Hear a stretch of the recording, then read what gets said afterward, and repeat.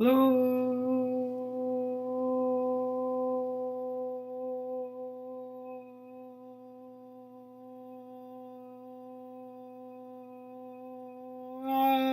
Algebra.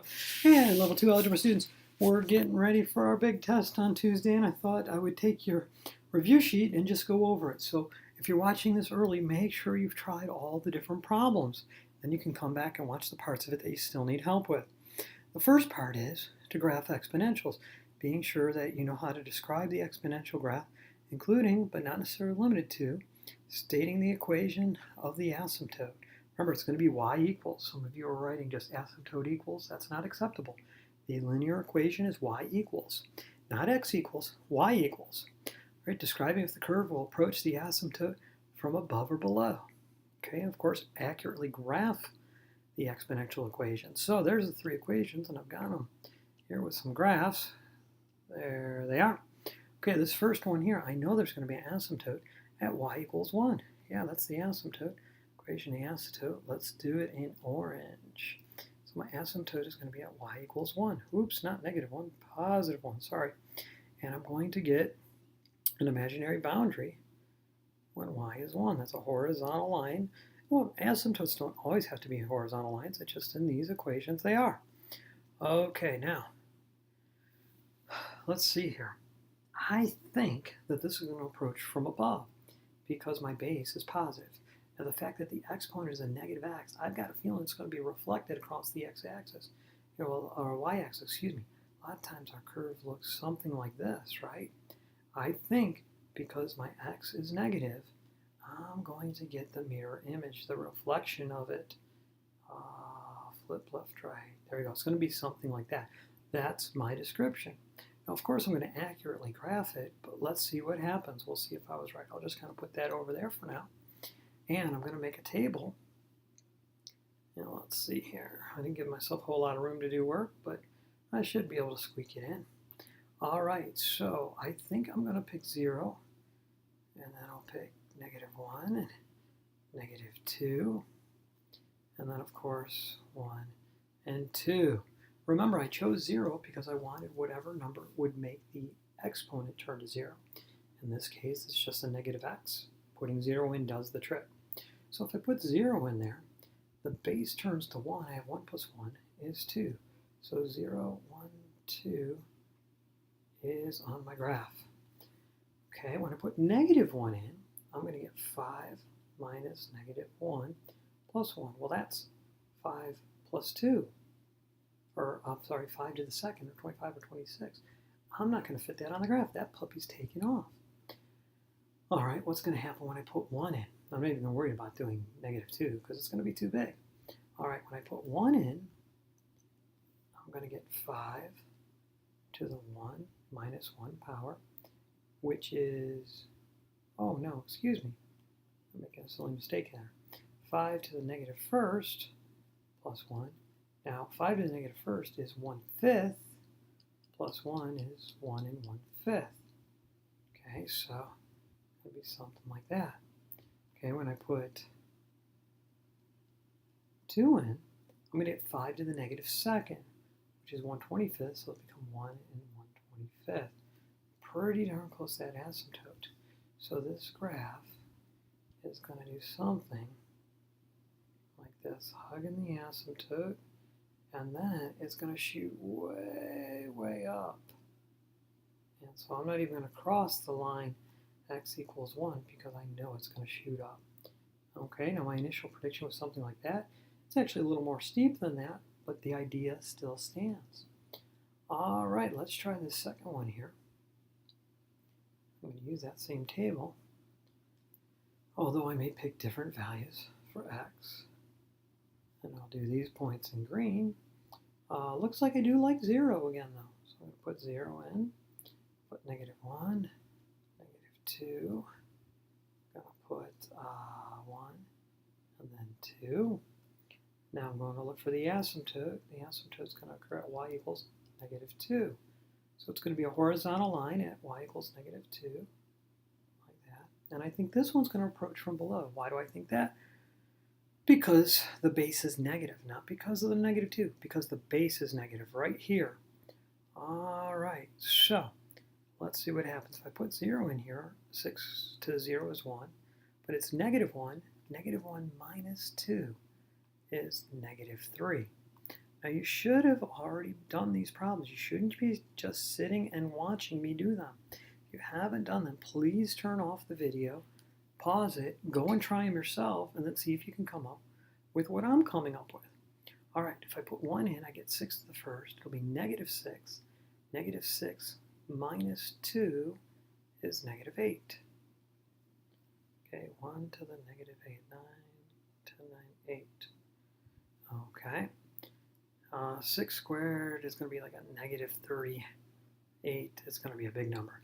Let's see what happens when I put a negative exponent in. So we get the negative of 6 to the negative first minus 2. Well, 6 to the negative first is 1/6. It's going to be a negative. Minus 2 is going to be negative 2 and 1/6. Okay, I'm not going to squeeze that in there. We know it goes right there. So at negative 1, I'm going to get negative 2 and 1/6. Pretty close to that.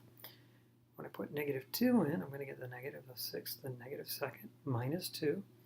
This will be 1/36, so it'll be negative 1/36 minus 2, which is going to be equal to negative 2 and 1/36.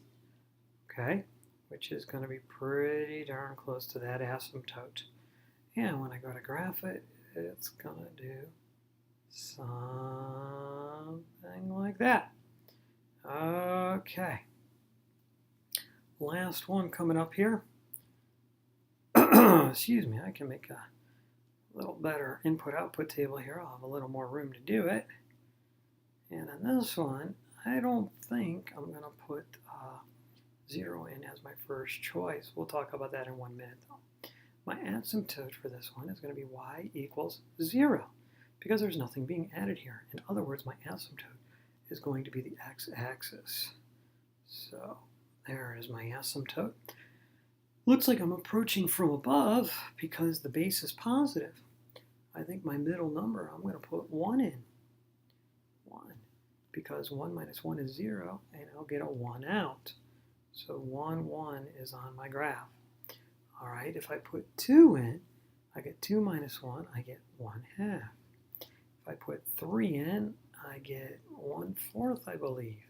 If I put a negative 1 in, no, I want to put 0 in, excuse me.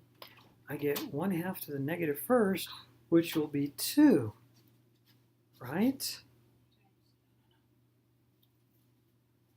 Okay, and then when I put negative 1 in, it's going to be the negative second. So 1/2 to the second is 1/4, but the negative second is 4. Hi, buddy, how are you? I'm in the middle of recording, so I can't pause it, buddy. I want you to come play baseball. I know you do, but I'm in the middle of a big, long video, and I don't know how to pause it, so all the friends at home are hearing us. Do you want to say hi, Happy Mother's Day to all the moms out there? Say Happy Mother's Day. Happy Mother's Day! I'm sure some mommies are listening. They're hearing it a day late, but that's okay. All right, I have got to go on to problem number 4 now. Dun, da, da, da. Okay, problem number 4 says, Bob has $6,000 in an account, has been growing at a rate of 5.1% or 5.1% for the past several years. What will be the value of the account in 4 years? Well, I have this problem set up for us, if I can just find it. There it is. So, problem number 4, $6,000, the rate is 5.1%, and 4 years ago. Remember, I'm going to use the equation A equals P times the quantity of 1 plus or minus R to the power of T. All right, so A equals $6,000. What's our P? 1, we are going up, it's gaining money, so it's a positive. Now I don't put 5.1 in, I take 5 1/10 and I divide by 100, which moves the decimal point 2 places, so it'll be 0.051. Okay, plus 0.051, and it's 4 years ago, so that's a negative time. And I forgot to grab a calculator, but if you push that in, you should be able to get the right answer. I meant to get one before. Oh, look, here it is. It must have come telepathically to me, but I can't see it because it's too dark. Let me turn on the light. Okay, very good. So I'm going to take $6,000, 1 plus 0.051, and raise it to the negative fourth power, and I get $4,917.45. Now, some of you don't know how to round, and you make no sense, no pun intended. We're talking money, and the decimal comes out to be like this. Well, with money, we're always going to round to the hundredths place. You know, this is 1, tenths, hundredths, thousandths, right? Tenths, hundredths, thousandths. I'm going to round to the tens place. So this 5 will either stay at 5 or go up to 6. I'll look behind the 5, 0 to 4, 5 or more, I raise the score to 46. 4 or less, I give it a rest. So my number is $4,917.45. Okay, that's easy enough. Now problem 5 talks about population, and they say there's 1,234 people. That's my P, right? Principal. It's been decreasing at a rate of 1.3%. Well, that'll be a minus 0.013. And I want to know how many people there will be in 3 years. Well, that's a positive 3. Okay, so when I go to set this one up, it's going to set up very much the same way. Okay, 1 plus, minus, because it's going down, excuse me. 1 minus 0.013, and I'll raise it to the third power. Now, when I get this, 1, 2, 3, 4, 1 minus 0.013, and raise it to the third power, I get this number here. Okay, I get 1186.496927. Now I'm talking about people, so I'm not going to round to the hundredths. I mean, what's a hundredth of a person or 200th of a person? It makes no sense. So, I mean, even if a person is missing a limb or a digit, they're still a whole person. They're still complete. So I'm going to say approximately, and I'm going to go 1,186. And since this is less than a half, I'll go round down to 86 people. Okay, but I'm going to think about what I'm doing. I'm not just going to be a slave to actions. I'm going to think because I have a brain and it works. Okay, I need to use it. If I choose to not use it, that's my fault. But I'm always going to think about the context of the problem. It's not money. I'm not going to put a dollar sign by this. I'm not going to show a decimal because there's no such thing as part of a person. All right, where are we at here? Problems number 6 through 12 are the simplifying rads. So I'm going to take number 6 here is 40b to the 4th. And I'm looking for the largest perfect square that goes into 40, and I believe it's going to be 4. Okay, 4 splits up into 2 times 2, so the 2's leave the house and go out on a date. Okay, now there's a 10 left alone at home. I could break 10 down, but I don't get any dates because I don't get any perfect square factors. Now b to the 4th can break down as b squared times b squared. I can break it down other ways, like b to the 3rd times b to the 1st, but then I don't get any square roots. I don't get any dates. I don't have any matching terms. So these go out on a date. So there's a b squared out front. And there is my answer. Okay, let's try number 7. Number 7 says 60b to the 11th. Again, I'm looking for the largest perfect square that's a factor. Again, I think it's 4 in this case. 4 times 15. That'll be 2 times 2. And so the 2's can leave the house on a date. Who's left inside? Well, there's a 15 left inside. Okay, now the b to the 11th. Remember, I'm supposed to rewrite it as b to the 1st times b to the 10th. Then the b to the 10th becomes a perfect square, and I can write it as b to the 5th times b to the 5th. Okay, the b to the 5ths go out on a date. But when I do that, since the exponent is odd, I need absolute values around it. All right, then I'm going to have a b to the first left inside right here. And there you go. That's number 7. Number 8, there's a couple different ways to do number 8. Okay, number 8, we've got rad 10 over rad 5. Well, I can do it like this. I can write as the rad of 10 over 5, which is the same as rad 2, because 10/5 is 2. And I'm done. I think that's the best way to do it. If I really wanted to, I could have done it like this.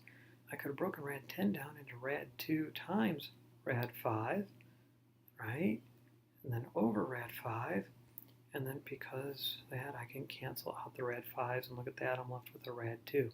I get the same thing no matter how I do it. All right, let's move on to number 9. I know I'm going kind of fast with these. That's only because there's so many of them.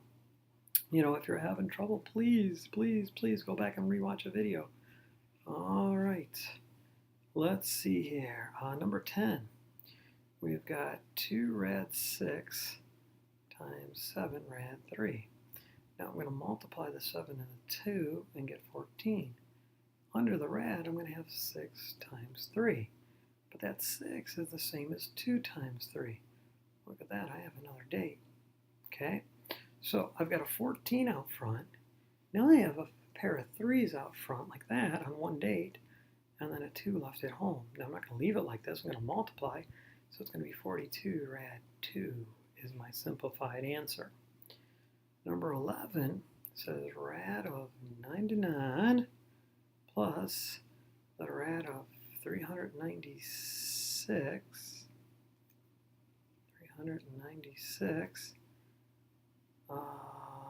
minus rad 44. All right, well, they don't look like terms, but I might be able to turn them into like terms. Again, always looking for a perfect square, and I know that's going to be 9 times 11. There's my perfect square, 9. 3 times 3, so this is going to simplify to 3 rad 11. Now, if you've been paying attention all year, you know my trick for multiplying by 11s. 25 times 11 is 275, right? Begins with a 2, ends in a 5, and 2 plus 5 is 7. Okay, 41 times 11 would be 4, 5, 1. 4 plus 1 gets the middle digit. Well, look at this, a 396. Hey, what's 3 plus 6? 9. 11 is a factor of this. And the other number is sitting right there, 36. Ooh, look at that, I got a nice big perfect square. 6 times 6, and then times 11, there's a date. So I'm going to have plus 6 rad 11. 44 is easy enough, 4 times 11. Break 4 down, it's 2 times 2, got a date. Negative 2 rad 11. So, 9, looks like my answer is going to be 7 rad 11. I have 3 rad 11s, I have 6 more rad 11s, I'm up to 9 rad 11s, and then I lost 2 rad 11s, so I'm down to 7 rad 11. All right, very good, very good. All right, number 12, same type of problem. Let me get a clean area to work on. Trying to do this as quick as possible. If you need to go back and rewatch part of it, you go right ahead. Last test of the year other than the final. Last chance to improve your grade. All right, we got rad 28 minus rad 32 plus rad 18 plus rad 63. All right, rad 28 looks like I got a 4 and a 7, which means that's going to be 2 rad 7. I know that's going to break up into 2 times 2. Here, I've got 16 times 2. Always get the largest perfect square I can. 16 is 4 times 4, so that's going to be minus 4 rad 2. Not like terms, won't put them together. Not going to do it. 9 times 2. This breaks up into 3 times 3. So I'll get 3 rad 2. Ooh, got some like terms there. Okay, and here I'm going to have 9 times 7. So that's going to be a plus of 3 rad 7. Oops, not a 3 rad 3, a 3 rad 7. All right. Let me see, where is my highlighter? Highlighter, where are you? Okay, so I've got negative 4 rad 2 and a positive 3 rad 2 right there. And over here I have a 2 rad 7 and a positive 3 rad 7. So let's see. The rad 7s will come out to be 5 rad 7s. And the rad 2s will be minus rad 2. Could put the 1 there, but it's really unnecessary. And there you go. All right, let's see here. Do I have room for problem 13? Where is problem 13? There it is. All right, the distance between the points. So, let's see. The distance formula is something like this. X sub 2 minus x sub 1 squared plus the quantity of y sub 2 minus y sub 1 squared. And you know, you could always cheat and plot those points on a graph and then do the Pythagorean theorem, because that's all it is. But it's good to know how to use the formula as well, because plotting 923 would be a pain.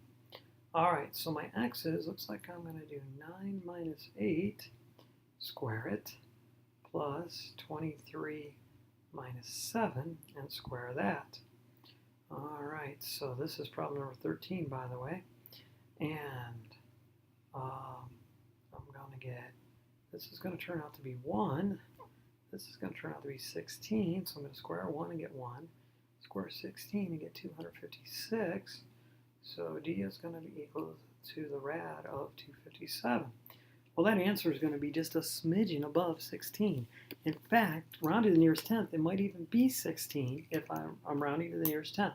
But I'll round to the nearest hundred just so you can see it's not actually 16 on the nose. So 257, and it's going to be 16 and 3/100ths. Now while I'm here, I'm going to go ahead and do the midpoint. I'm just going to go ahead and average the x's, so 8 plus 9 divided by 2, which is going to be 8.5, because 8 plus 9 is 17, half of 17 is 8.5. And then the y's, I'm going to go 7 plus 23 divided by 2, which is 15. And there you go, there's the midpoint. All right, let's try 14. Time for 14. All right, and I'll do it the same way. I'll do the midpoint with it as well. All right, this is number 14 now. Ooh, better change that. Okay, so I'm going to subtract. I'm going to go 5 minus negative 3, square it, which is going to end up being 64, right? Because that's going to be 8. Okay, then I'm going to have a negative 7 minus 4 squared, which is negative 11 squared is 121. So I'll be taking the square root of 185. All right, and I know 144, 169, square root of 169 is 13. Square root of 196 is 14. This is going to be in the high 13s. It's going to be pretty close to that. Maybe 13.7, 13.72, something like that. Let's see how good my estimation skills are. Take the square root of 185, and we're going to get 13.6. And I'll round to the nearest hundred again. 13.60. All right, not too shabby for not having a calculator. Not trying to toot my own horn, just showing you how simple it can be. All right, to do the midpoint, I'm just going to average the x's. 5 plus negative 3 divided by 2, which is going to be 1, I believe. And then the y's are going to be negative 7 plus 4 divided by 2, which should be negative 1.5. And there's your midpoint. Okay, now, let's see here, one more to do. And that's this one here. So I'm going to get 8 minus 0 squared, which is going to be 64. And then I'm going to get 8 minus 0, 0 minus 8 squared, which is also 64. And so I'll need the square root of 128. Okay, well I know 121 is 11. So it's going to be in the low 11s, maybe 11.2, something like that. So let's try 128, and it's going to be 11.3. So 11 and 30 100ths approximately. All right, the distance formula is going to be easy because I'm going to get 8, or I'm sorry, the midpoint formula, right? When I average the x's, I'm going to get 8 over 2, which is 4, and then I'm average the y's, I'm going to get 8 over 2, which is 4, and so there's your midpoint. All right, now one last problem to look at. One endpoint of a line segment occurs at 5, negative 9. So that's down here somewhere, right? We'll call that point A. The midpoint is at 8, 5. The midpoint is at 8, 5. So maybe there. That would be the midpoint. What's the coordinate of the other endpoint? It's going to be way up here somewhere, right? Okay. Well, let's see here. I know that to get a midpoint, I have to take 5 plus the other x divided by 2. And that's going to have to equal the x-coordinate of the midpoint. Well, in this case, that's 8. Hey, look at that. All I did was take x1 plus x2 divided by 2, and that equals the x-coordinate of the midpoint. All I did is plug in what I know. I know that x sub 1 is here, and I know that 8 is the x midpoint. So we're going to multiply by 2 on both sides and get 5 plus x sub 1 equals 16, and x sub 1 is going to equal 11. All right, so the other midpoint is going to be 11. Now let's see if that makes sense. I'm 3 units away here. That's in the middle. I got to be 3 more units away. If this is at 8, 3 more units away would be 11, wouldn't it? Yes, so the other endpoint, x-coordinate, is 11. Now let's talk about the y's. Okay, I could do y sub 1 plus y sub 2 over 2, and that will equal the y-coordinate of the midpoint. Well, y sub 1 is negative 9 plus y sub 2 over 2, and that has to equal 5. So if I multiply both sides by 2, I get negative 9 plus y sub 2 equals 10. Y sub 2 is going to equal 19. And there you go. And remember, I said it was going to be up here somewhere? It sure is. It's going to be way up there. Yeah, 11, 19. And I could check it. You know, how far up do I have to go? Well, let's see. This is negative 9. And I'm going up to 5. So I think that's 14 away, right? That's a distance of 14, right? Because I go up 9 and then up 5 more. And then I have to go 14 more on the other side. So 5 plus 14 is 19. There you go. That should be the whole video for you.